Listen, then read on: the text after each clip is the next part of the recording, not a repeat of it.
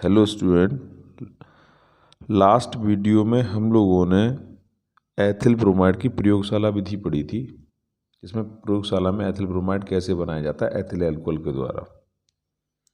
तो आज हम उसी टॉपिक को आगे कंटिन्यू करेंगे और हम उसके फिजिकल प्रॉपर्टीज़, केमिकल प्रॉपर्टीज़ भी पढ़ेंगे आज।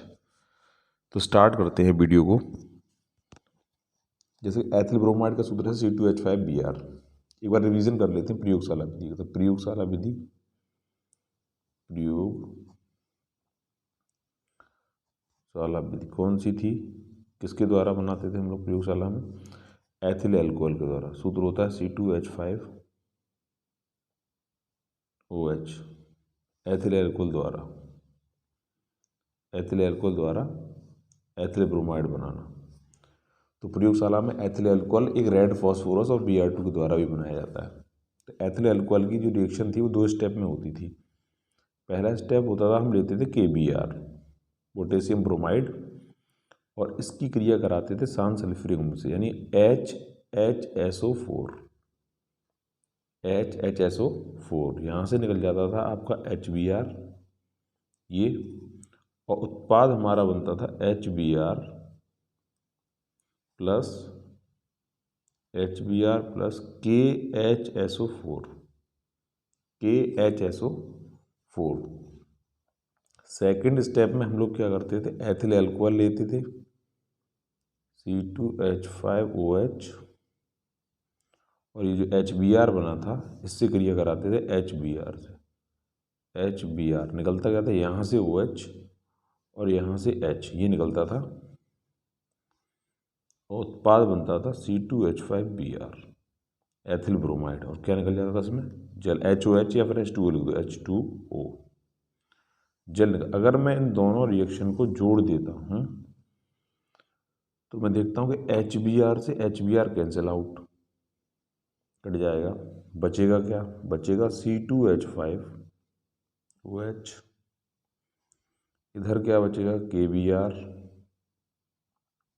इधर हमारा, इसको मैं ऐड करके लिखता हूँ तो H2SO4 एरो। यहाँ पर हमारा एथिल ब्रोमाइड, और ये KHSO4,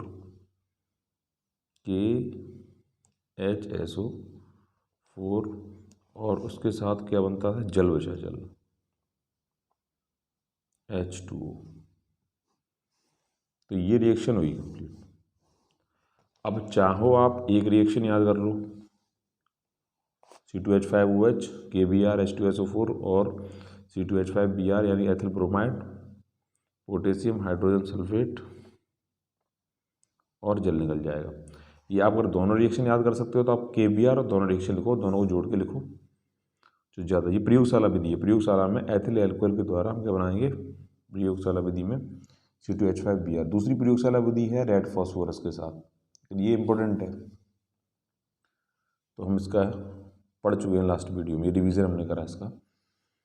अच्छा, इसमें साथ साथ हम वैल्यूज़ याद रखेंगे, कितनी मात्रा में क्या क्या लिया जाता है, ये, इसको, और ये जल।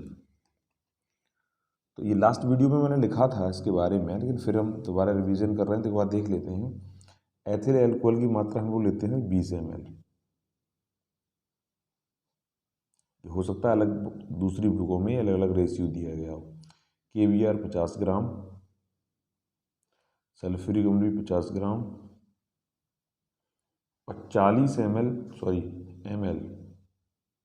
लिक्विड है तो ml में लिखा जाएगा, और जल हम लेते हैं यहाँ से 40 ml। करते क्या है, गोल पेंदी वाले फ्लास्क में, बालू उसमें ऊपर गोल पेंदी वाले फ्लास्क को हम लोग रखते हैं, और उसमें 20 ml एथिल अल्कोहल और 40 ml जल और 50 ml H2SO4 को हम धीमे धीमे करके उसमें डालते हैं। फिर KBr के चूर्ण को सावधानी पूर्वक उसमें डालते हैं, और फिर एथिल ब्रोमाइड की वाष्प संघनित्र से होते हुए ग्राही में ठंडे जल के नीचे, जो ग्राही है ठंडा जल भरा होता है इसमें, वो आप चित्र के द्वारा समझ सकते हैं, चित्र देखेंगे बुक में तो आप समझ में आ जाएगा। तो वाटर ऊपर, जल, और एथिल ब्रोमाइड कहाँ बैठ जाता है, पानी में नीचे। तो इससे स्पष्ट होता है कि एथिल ब्रोमाइड अगर नीचे बैठ रहा है C2H5Br तो ये पानी से भारी है, पानी से क्या है, भारी, और ये नीचे बैठ जाता है। और जल कहाँ जाता है, इसके ऊपर लेयर में। तो इसके आधार पर हम ये कह सकते हैं कि फिजिकल प्रॉपर्टी इसकी क्या होंगी, PHYSI, physical properties,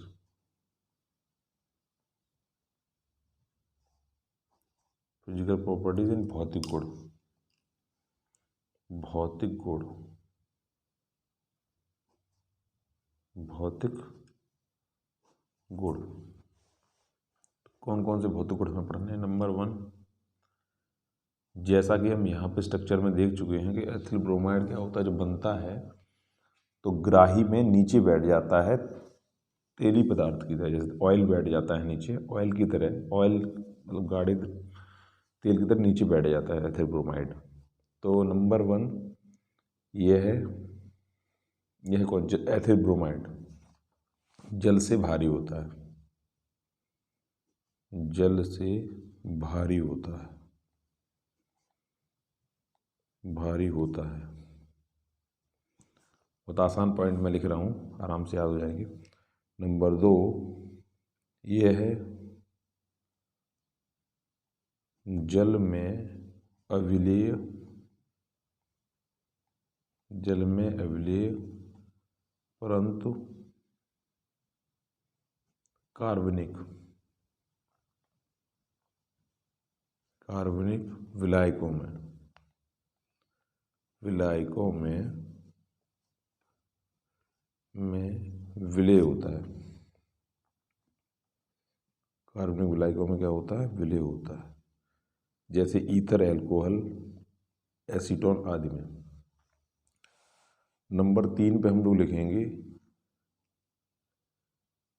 ethyl bromide, bromide का क्वथनांक, क्वथनांक, क्वथनांक, जैसे जल का क्वथनांक 100 डिग्री सेंटीग्रेड होता है, वैसे एथिल ब्रोमाइड का क्वथनांक होता है 38.5 डिग्री सेंटीग्रेड। तो तीसरा पॉइंट हो गया, एथिल ब्रोमाइड का क्वथनांक होता है 38.5 डिग्री सेंटीग्रेड। नंबर 4 यह है एक वाष्पशील, यह एक वाष्पशील द्रव है। एथिल ब्रोमाइड संघनित्र में होकर जाता है तो पहले इसकी वाष्प बनती है, फिर वाष्प ठंडे होकर द्रव में परिवर्तित हो जाती है, ठंडा होकर। इसकी स्मेल की बात करते हैं कि स्मेल कैसी आती है। एथिल ब्रोमाइड, एथिल ब्रोमाइड की गंध, गंध मीठी होती है, मीठी होती है।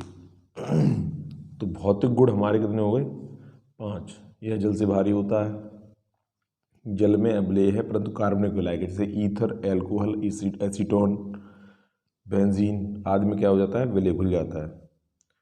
दूसरा, एथिल ब्रोमाइड का क्वथनांक 38.5 डिग्री सेंटीग्रेड होता है। अगला है, यह एक वाष्पशील द्रव है, वाष्प से द्रव में चेंज होता है तो वाष्पशील द्रव है। अगला है कि एथिल ब्रोमाइड की गंध कैसी होती है, मीठी होती है। तो ये फिजिकल प्रॉपर्टीज हमारी हुई भौतिक गुण। भौतिक गुण 5 बहुत है, 5 से काम चल जाएगा, 2 या 3 4 हो जाए तो भी हो जाता है। इसी क्रम में सबसे इंपॉर्टेंट पॉइंट आता है रासायनिक गुण, रासायनिक गुण, रासायनिक गुण, केमिकल प्रॉपर्टीज।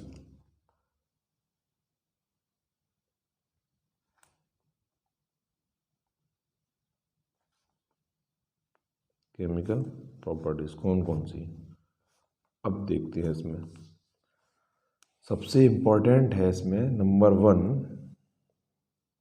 एक्वस या जली, एक्वस जली NaOH या KOH, एक्वस AQ लिख दो शॉर्ट में AQ, या Ag2O प्लस H2O, इसको हम लोग बोलते हैं नम सिल्वर, नम सिल्वर, नम सिल्वर। ये तीनों रिएक्शन एक समान होते हैं, तो मैं तीनों रिएक्शन एक साथ पढ़ सकता हूँ। याद करने के लिए हम इसका यूज कर सकते हैं, जैसे इसमें लिखा हुआ है Ag2O और H2O, तो अगर मैं इन दोनों को ऐड करूं तो मुझे प्राप्त होगा 2AgOH। तो जैसे इसमें NaOH है, इसमें KOH है और इसमें क्या है 2AgOH, तो तीनों अभिक्रियाएं लगभग एक समान होंगी, इसलिए तीनों रिएक्शन एक साथ पढ़ लेते हैं। लेकिन याद रखना इसमें हमेशा Ag2O और H2O लिया जाता है, न कि 2AgOH लिया जाता है। इसका उपयोग हम लोग समझने के लिए कर रहे हैं कि जैसे इसमें OH, OH, KOH और AgOH आ रहा है, तो रिएक्शन को समझ सकते हैं कि रिएक्शन जैसे इनका होगा उसी इस पर होगा। तो मैं यहाँ पर लेता हूँ C2H5Br, किससे करानी रिएक्शन C2H5Br से, NaOH कैसा लेना है, जली या फिर एक्वस, इंग्लिश में क्या बोलते हैं एक्वस। एथिल ब्रोमाइड की जब इसके साथ क्रिया कराते हैं और इसको गर्म करते हैं तो क्या प्राप्त हुआ, यहाँ से Br और यहाँ से Na, ये निकल जाता है। उत्पाद हमारा बनता है C2H5OH और निकल क्या जाता है NaBr। KOH के साथ बिल्कुल ऐसी हुई, यहाँ पर KBr निकल जाएगा और C2H5OH बन जाएगा। इसका नाम एथिल ब्रोमाइड, इसके नीचे लिख देते हैं हम लोग एथिल ब्रोमाइड, ब्रोमाइड, और इसका नाम है एथिल अल्कोहल। ऊपर हम पढ़ चुके हैं प्रयोगशाला विधि में एथिल अल्कोहल। तो उम्मीद है आपको ये रिएक्शन समझ में आई होगी। लेकिन इम्पॉर्टेंट रिएक्शन है Ag2O और H2O के साथ। अगर रिएक्शन में Ag2O H2O लिखा हुआ है तो बच्चा ये समझ नहीं पाता कि Ag2O H2O किस प्रकार अपक्रिया करेगा, तो ऐसी स्थिति में गलती होने की संभावना रहती है। तो हम उसमें क्या करते हैं कि अगला रिएक्शन हम पढ़ते हैं, अगला हमें पढ़ना है कि Ag2, अगर मैं यहाँ पर लेता हूँ C2H5Br, C2H5Br, और इसकी क्रिया हम लोग कराते हैं Ag2O और H2O के साथ। अगर इसमें AgOH लिखा हुआ होता तो आप आराम से समझ सकते थे कि AgBr निकल जाएगा, OH लग जाएगा। अब ये ऐसे लिखा हुआ है तो समझने के लिए हमने 2AgBr लिखा था, तो यहाँ पर हम इसके दो अणु लेते हैं, 2AgOH होता है, इसलिए हम यहाँ पर कितने अणु लेते हैं, 2। तो अब यहाँ पर जो उत्पाद बनेगा वो उत्पाद वही बनेगा C2H5OH, C2H5OH, और कितने अणु बनेंगे इसके भी, यहाँ से दो अणु लिए, 2 अणु बनेंगे C2H5OH के, पर यहाँ पर निकलेगा 2AgBr, 2AgBr निकल जाएगा। तो ये रिएक्शन बहुत इंपॉर्टेंट है। समझने की बात ये है कि इसमें Ag2O लिखे होने के कारण ये हम लोग समझ नहीं पाते कि इसमें उत्पाद क्या बनेगा, इसलिए इम्पोर्टेंट है, क्योंकि वहाँ पर NaOH देख के हम लोग समझ जाते हैं, लेकिन इस रिएक्शन में ये समझ में नहीं आता है कि उत्पाद क्या बनेगा। तो इसको मैं समझता हूँ कि आपको ये समझ में आ गई होगी, और इसको हम लोग याद किस नाम से रखेंगे कि Ag2O, या फिर इसी में हम लोग लिख देते हैं इसको नम सिल्वर कहते हैं, नम सिल्वर, नम सिल्वर, सिल्वर। रिएक्शन में लिखा हुआ Ag2O या H2O लिखा हुआ, या ये भी लिखा हो सकता है कि एथिल ब्रोमाइड जब नम सिल्वर से अपक्रिया करता है तो क्या बनाता है, तो एथिल एल्कोहल बनाता है। अगला नंबर 2, अगला रिएक्शन हम लोग पढ़ते हैं C2H5ONA के साथ, नाम है sodium ethoxide. Sodium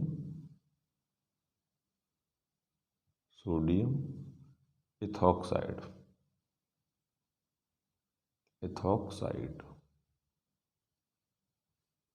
sodium ethoxide कैसे क्रिया करता है एथिल ब्रोमाइड सोडियम इथॉक्साइड के साथ? जैसे NaOH करता है ठीक वैसे ही क्रिया करता है, लेकिन इसमें याद क्या रखना है, इसमें याद ये रखना है स्टार लगा के, यह क्रिया एक नाम से जानी जाती है जिसका नाम है विलियम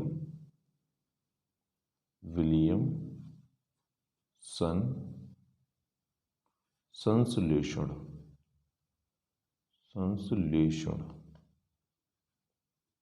विलियमसन संश्लेषण। इसमें ईथर बनता है, डाई एथिल ईथर, या जैसी अब क्रिया उसके हिसाब से ईथर बनेगा, तो विलियमसन संश्लेषण के नाम से जानी जाती है। इसलिए ये भी बहुत इंपॉर्टेंट रिएक्शन, नेम रिएक्शन है, और नेम रिएक्शन बहुत इंपॉर्टेंट होती है। अब बनेगा क्या, C2H5Br, और मैं इसको लिखता हूँ यहाँ पर उल्टा करके NaO और C2H5। जैसे उसमें से NaOH में से NaBr निकला था, ठीक उसी प्रकार इसमें से भी NaBr, तो दोनों रिएक्शन एक साथ याद करना आसान है। जो बचा है वो जुड़ जाएगा, क्या बचा, C2H5 और O और C2H5, और यहाँ पर क्या निकल जाएगा, NaBr। ये जो उत्पाद बना है इसका नाम है die ethyl ether.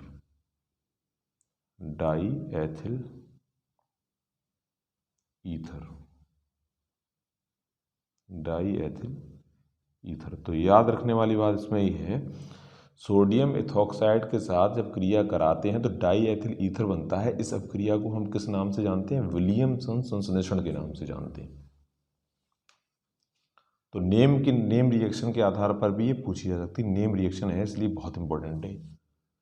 Name reaction 5 number में बोर्ड एग्जाम में आती है, 5 नंबर का आएगा, नेम दिया जाएगा, 5 रिएक्शन दी जाएंगी, नेम के हिसाब से पूछी जाती हैं। या फिर पूछेगा कि एथिल ब्रोमाइड की क्रिया सोडियम इथॉक्साइड के साथ कराते हैं तो क्या प्राप्त होता है, तो डाई एथिल ईथर बनता है इसमें। इसी क्रम में तीसरा रासायनिक गुण है CH3COOAg,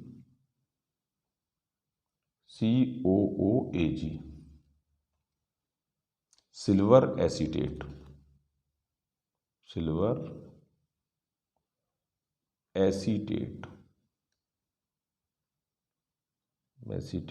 ये सिल्वर एसीटेट के साथ क्रिया कराते हैं। ये रिएक्शन भी नाम से जानी जाती है। इस अपक्रिया को हम लोग कहते हैं हुंड्स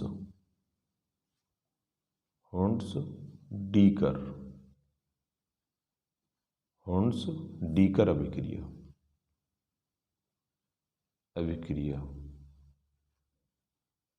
इस अपक्रिया को हम लोग कहते हैं हुंड्स डीकर अभिक्रिया। ये अपक्रिया भी इसी के समान है, तो इसी क्रम में हम इस अपक्रिया को भी लिखते हैं। इसमें क्या बनता है, अगर मैं C2H5Br की क्रिया इससे कराता हूं, प्लस अगर मैं इसको उल्टा कर सीधा लिख देते हैं CH3COOAg, निकलेगा क्या, यहाँ से Br और यहाँ से Ag, ये निकलेगा Ag, निकल जाएगा। बनेगा क्या, यहाँ पर बचा CH3COO C2H5, और क्या निकल गया इसमें से AgBr, सिल्वर ब्रोमाइड। तो इसको हम लोग बोलते हैं एस्टर। क्या बनता है इसमें, एस्टर बनता है। नाम इसका हुआ एथिल मैथिल एस्टर, या इसको बोलेंगे एथिल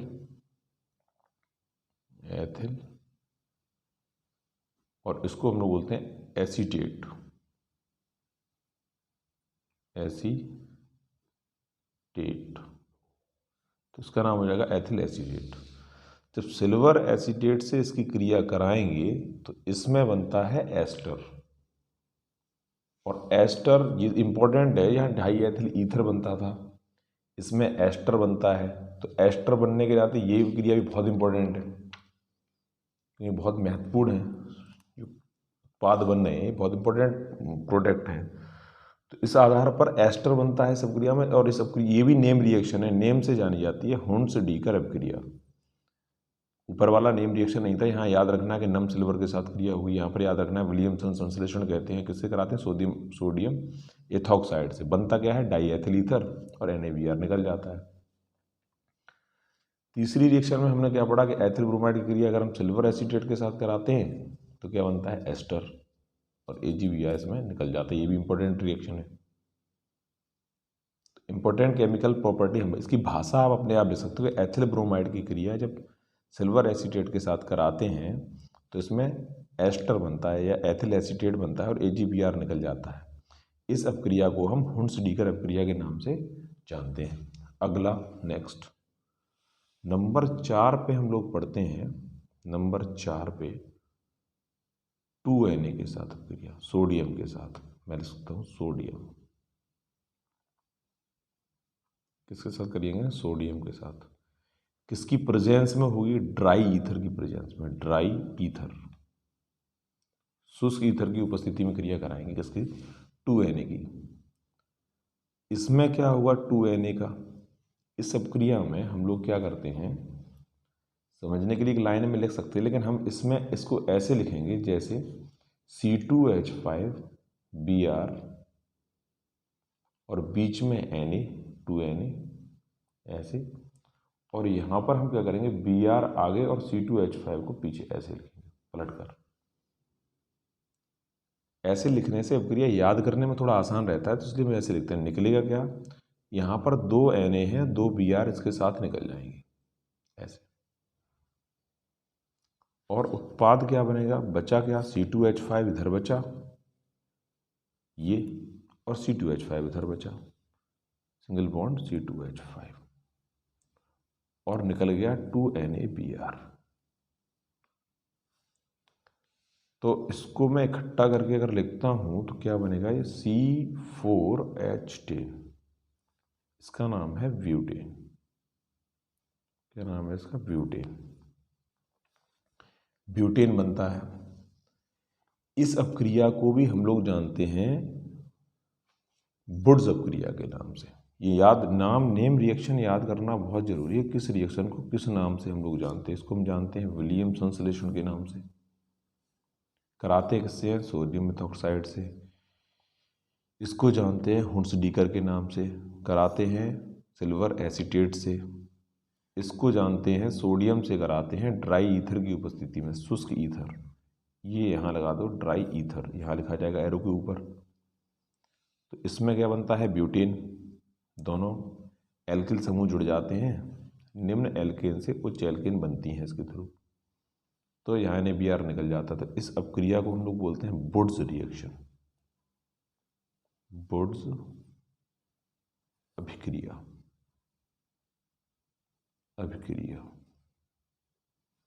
भाषा क्या लिखेंगे इसमें, जब एथिल ब्रोमाइड के 2 अणु हम सोडियम के 2 अणुओं के साथ गर्म करते हैं शुष्क ईथर की उपस्थिति में, तो उच्च एल्केन प्राप्त होती है। अगर एथिल ब्रोमाइड है तो क्या बनेगा, ब्यूटेन बनेगा, और NaBr निकल जाता है। इस अपक्रिया को हम वुड्स अपक्रिया भी कहते हैं। इसके 3 पार्ट हैं, वुड्स अपक्रिया, वुड्स फिटिंग अपक्रिया, और फिटिंग अपक्रिया। वो अगले चैप्टर में हम लोग पढ़ेंगे, जब हेलोएरिन पढ़ेंगे तो उसमें वुड्स फिटिंग और वुड्स अपक्रिया, वुड्स फिटिंग और केबल फिटिंग, ये 3 नाम उसमें आएंगे। तो नेम याद रखना बहुत जरूरी है कि रिएक्शन को किस नाम से जाना जाता है। तो केमिकल प्रॉपर्टीज में कितने रिएक्शन को टोटल हो गए, 4। अगला है, इसके साथ ही हम याद कर सकते हैं, अगर मैं नंबर 5 Zn से अपक्रिया,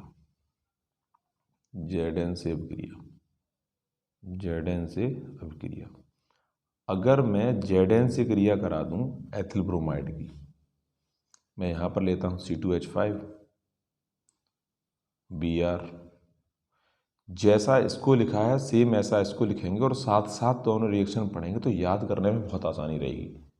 दोनों अभिक्रियाएं सेम हैं और दोनों अभिक्रियाएं अलग अलग नाम से जानी जाती हैं। अगर मैं यहाँ पर लगा देता हूँ Zn और इसको पलट कर मैं लिख देता हूँ Vr और C2H5 तो क्या निकलेगा? यहाँ से Br और यहाँ से Br और ये Zn, क्योंकि Zn की संयोजकता 2 होती है तो एक ही Zn लिया जाएगा और Na की संयोजकता 1 होती है तो 2 Na लिए जाते हैं। तो बनेगा क्या? इसमें भी वही उत्पाद बनेगा C2H5 सिंगल बॉन्ड C2H5 और निकले जाएगा यहाँ से ZnBr2। तो उम्मीद है आपको ये रिएक्शन समझ में आई होगी। और दोनों रिएक्शन साथ पढ़ने का ये फ़ायदा है कि दोनों रिएक्शन हम एक साथ याद कर सकते हैं आराम से। एथिल ब्रोमाइड सोडियम और Zn वाली इस अपक्रिया को हम लोग जानते हैं फ्रैंक लैंड अपक्रिया के नाम से। फ्रैंक लैंड अभिक्रिया। अभी तक जो मैंने जितनी अपक्रियाएं हम लोगों ने पढ़ी हैं लगभग सभी रिएक्शन नेम रिएक्शन है। फ्रैंक लैंड अपक्रिया याद रखने वाली बात है, फ्रैंक लैंड अपक्रिया के नाम से इसे जानते हैं। डिटेल में इसमें बहुत बड़ा है, डिटेल में पढ़ेंगे तो पहले क्या बनता है फिर क्या बनता है। तो इसमें भी यही उत्पाद बनता है ब्यूटेन। क्या बनता है इसमें? ब्यूटेन। इसमें भी ब्यूटेन बनता है। तो ये पांचवा है, 5 रासायनिक गुण हो गए। अगला इसी क्रम में नंबर 6 पर आता है कि अगर मैं इसकी क्रिया करा दूं इस Zn के स्थान पर Mg के साथ, Mg से क्रिया, Mg से अभिक्रिया। जैसे सोडियम की क्रिया ड्राई ईथर की उपस्थिति में होती थी तो इन प्रेजेंस ऑफ ये भी किसकी होगी? शुष्क ड्राई ईथर शुष्क ईथर की उपस्थिति में क्या उत्पाद बनेगा? मैं समझना है तो क्या उत्पाद बनेगा। तो इस रिएक्शन में हम लोग क्या करेंगे, यहाँ पर हमने लिया था Na, एक साथ रिएक्शन तीनों याद करेंगे, आराम से याद हो जाएंगी। सेम पैटर्न की रिएक्शन है, बहुत ज़्यादा अंतर नहीं है। यहाँ पर लेंगे Zn, परंतु जब Mg के साथ क्रिया कराएंगे तो अब क्रिया कुछ अलग होगी। यहाँ पर एक मॉलिक्यूल देते हैं हम एथिल ब्रोमाइड का एक, और रिएक्शन कराते हैं Mg से, और याद ऐसे रखेंगे, यहाँ पर लिख देंगे ड्राई ईथर, और ये जो Mg है वो इन दोनों के बीच में आ जाएगा। तो उत्पाद जो बनेगा मेरा वो क्या बनेगा? बनेगा C2H5 MgBr। बहुत महत्वपूर्ण उत्पाद है ये रिएक्शन की, और बड़े बड़े रिएक्शन लिखने में बहुत काम आता है। इसका नाम है ग्रिग्नार्ड अभिकर्मक। ग्रिग्नार्ड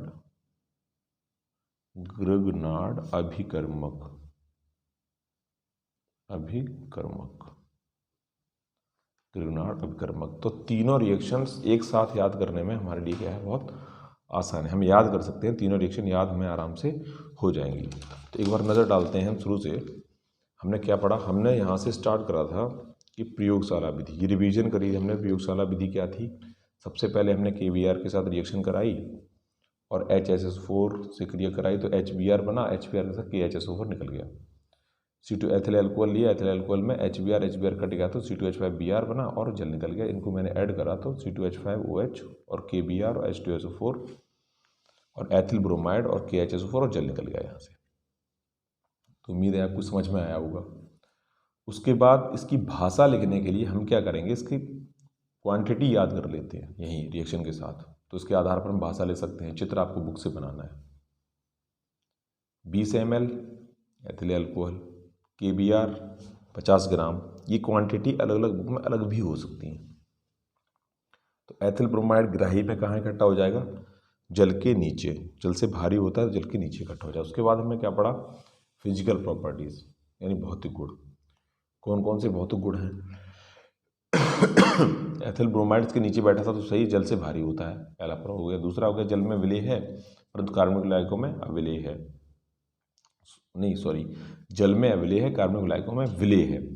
एथिल ब्रोमाइड का क्वथनांक 38.5 डिग्री सेंटीग्रेड होता है। यह जैव बाष्पशील द्रव है और अगला है इसकी एथिल ब्रोमाइड की गंध कैसी होती है, मीठी होती है ना। रासायनिक गुण में सबसे इंपॉर्टेंट हमने यहाँ से पढ़ा, इन सब में इंपॉर्टेंट है ये रिएक्शन Ag2O और H2O। NaOH KOH का जनरल रिएक्शन है, ये याद रहता है बच्चे, आप भूलते नहीं, लेकिन इसका रिएक्शन भूलने की संभावना रहती है। और लिख के आता है कि नम सिल्वर के साथ रिएक्शन कराते हैं तो क्या बनता है। NaOH के साथ कराएंगे तो एथिल अल्कोहल बनेगा, और एथिल अल्कोहल किसमें बनेगा, इसमें भी एथिल अल्कोहल ही बनेगा, इस वाले में भी एथिल अल्कोहल बनता है ये। तो हम यहाँ से स्टार्ट करा था हमने ये, तो समझ सकते हैं इंपॉर्टेंट रिएक्शन है। तो याद रखने के लिए आप क्या करेंगे, इन दोनों को अगर ऐड करोगे तो आपको बनेगा AgOH बनेगा। तो यहाँ से आपको याद बना रहेगा कि जैसे NaOH क्रिया करता है वैसे AgOH करता है, AgBr2 AgBr यहाँ से निकलेगा, लेकिन 2 मॉलिक्यूल यहाँ से लेने पड़ते हैं इसके, ठीक है। तो रासायनिक गुण आज हमारे हो जाते हैं टोटल 6। नेम रिएक्शन याद रखना बहुत ज़रूरी है, नेम रिएक्शन नाम से बोर्ड एग्जाम में पूछी जाती है, बहुत इंपॉर्टेंट है नेम रिएक्शन। लास्ट में हमने सबसे पढ़ा है कि Mg के साथ क्रिया कराते हैं तो Mg में एक मॉलिक्यूल लिया जाता है इसका, और Mg कहाँ जाता है, इसके बीच में, तो ये भी नेम रिएक्शन था। जो नेम रिएक्शन रह गए हैं वो अगली वीडियो में हम लोग पढ़ेंगे। तो केमिकल प्रॉपर्टीज़ ये थी एथिल ब्रोमाइड की, जो बहुत इंपॉर्टेंट थी, और सभी रिएक्शन बहुत इंपॉर्टेंट है। अगर आप अभी याद कर लेते हैं तो आगे ये रिएक्शन बार बार आपको मिल सकते हैं, एथिल अल्कोहल के साथ मिल जाएंगे, एथिल अल्कोहल में मिलेंगे, तो इनको अभी याद कर लेते हैं। और जितने रिएक्शन रह गए हैं तो वीडियो बड़ा ना हो, इसलिए मैं अगले वीडियो में वो आगे रिएक्शन लिखूंगा। लगभग 13 रिएक्शन इसमें है, लेकिन इम्पोर्टेंट नहीं है इतने। जो इम्पोर्टेंट रिएक्शन है वो मैंने यहाँ लिख दिए हैं, बाकी और रिएक्शन 1-2 और इम्पोर्टेंट है। NH3 के साथ क्रिया, इसमें हम लोग अभी पढ़ना बाकी है, NH3 के साथ पढ़नी है, और NH3 के साथ साथ फिर हमें KSH के साथ भी रिएक्शन पढ़नी है, CH3 और C2H5 Na के साथ भी पढ़नी है। तो ये रिएक्शन अगली वीडियो में हम देखेंगे कि कौन कौन सी ऐसी रिएक्शन है इंपॉर्टेंट जो हमारी छूट गई हैं। अगर ये वीडियो आपकी परीक्षा की दृष्टि से हेल्पफुल रहा है तो आप इसे लाइक और सब्सक्राइब, चैनल को सब्सक्राइब जरूर करिए।